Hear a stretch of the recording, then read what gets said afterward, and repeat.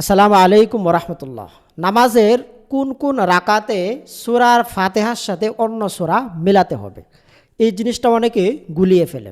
আবার যেখানে সূরা মেলাতে হবে সেখানে সূরা না মেলালে কি হবে, আবার যেখানে সূরা মেলানোর প্রয়োজন নাই সেখানে সূরা মেলালে কি হবে, এই বিষয়গুলো থাকবে সম্পূর্ণ ভিডিওতে। তো শেষ পর্যন্ত দেখতে থাকুন, ইনশাআল্লাহ অবশ্যই উপকৃত হবেন।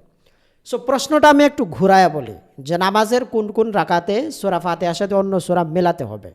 এটা আমি এভাবে বলি যে নামাজের কোন কোন রাকাতে সূরা ফাতিহার সাথে অন্য সূরা মেলানোর দরকার নেই। এইটা যদি আপনি জানেন তাহলে ইজিলি বুঝে যাবেন।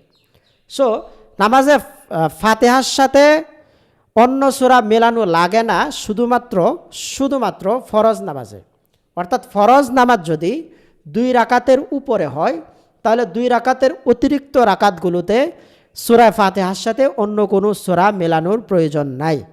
আর এছাড়া পৃথিবীতে যত নামাজ আছে সমস্ত নামাজে সূরা ফাতিহার সাথে অন্য সূরা মেলাতে হবে। বিষয়টা একটু খুলে বলে, ফরজ নামাজ 2 রাকাত হয়, 3 রাকাত হয়, 4 রাকাত হয়, এর বেশি হয় না। সো ফরজ নামাজ যদি 2 রাকাত হয়, যেমন ফজরের নামাজ, সেক্ষেত্রে আপনি সূরা ফাতিহার সাথে অন্য সূরা মেলাতে হবে। আর যদি 3 রাকাত হয়, যেমন মাগরিবের নামাজ, তাহলে প্রথম 2 রাকাতে সূরা ফাতিহার সাথে সূরা মেলাবেন। যেহেতু 2 রাকাতের উপরে, তাহলে তৃতীয় নাম্বার রাকাতে শুধু আলহামদু হবে। এছাড়া ফরজের অন্য সমস্ত নামাজ অর্থাৎ ফজর ছাড়া বাকি সমস্ত ফরজ নামাজে 2 রাকাতের অতিরিক্ত 1 রাকাত হোক আর 2 রাকাত থাকুক, সবগুলোতেই সূরা ফাতিহার সাথে অন্য কোনো সূরা মেলানোর প্রয়োজন নাই।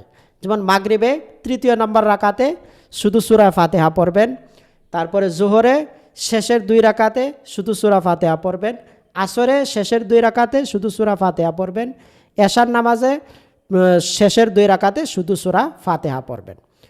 এই রাকাতগুলো ছাড়া অর্থাৎ ফরজ নামাজের 2 রাকাতের অতিরিক্ত রাকাতগুলোতে শুধু সূরা ফাতিহার সাথে অন্য কোনো সূরা মেলানোর দরকার নাই।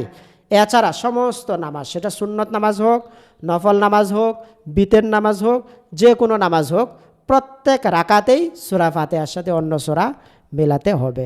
সেটা আপনি ধরেন যদি জোহরের নামাজ পড়েন তাহলে জোহরের প্রথমে শুরুতে 4 রাকাত নামাজ, 4 রাকাত নামাজে সূরা ফাতিহার সাথে অন্য সূরা মেলাতে হবে। তারপর জোহরের পরে ফরজের পরে 2 রাকাত নামাজ, সূরা ফাতিহার সাথে অন্য সূরা মেলাতে হবে। এবার প্রশ্ন হচ্ছে যে রাকাতগুলোতে সূরা ফাতিহার সাথে অন্য সূরা মেলাতে হবে, যদি না মেলানো হয় তাহলে কি হবে?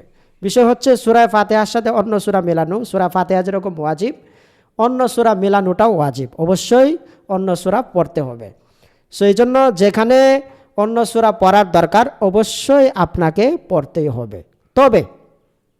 তবে ফরজ নামাজের 2 রাকাতের অতিরিক্ত যেই জায়গাগুলোতে অন্য সূরা মেলানোর দরকার নাই, যদি আপনি ভুলে মিলিয়ে ফেলেন, ধরেন আপনি খেয়াল নাই, এটা অনেক সময়ই হয়, আমরা একাকে নামাজ পড়তে গেলে জোহরের 4 রাকাত ফরজ আদায় করতেছি, শেষের 3য় নাম্বার রাকাতেও সূরা ফাতিহার সাথে অন্য সূরা মিলিয়ে ফেলি, 4র্থ নাম্বার রাকাতেও সূরা ফাতিহার সাথে অন্য সূরা মিলিয়ে ফেলি। যদি এরকম হয়, যদি আমরা মিলিয়ে ফেলি তাহলে কি হবে? বিষয় হচ্ছে তাহলে কিছুই হবে না, নামাজের কোনো প্রকার সমস্যা নাই, আপনার নামাজ শুদ্ধ হয়ে যাবে। আপনি যদি ভুলেও সূরা ফাতিহার সাথে অন্য সূরা মিলিয়ে ফেলেন, অথবা ইচ্ছাকৃতভাবে তো কেউ করে না, ইচ্ছাকৃতভাবেও যদি না জানার কারণে আপনি করে ফেলেন, নামাজের কোনো প্রকার সমস্যা হবে না।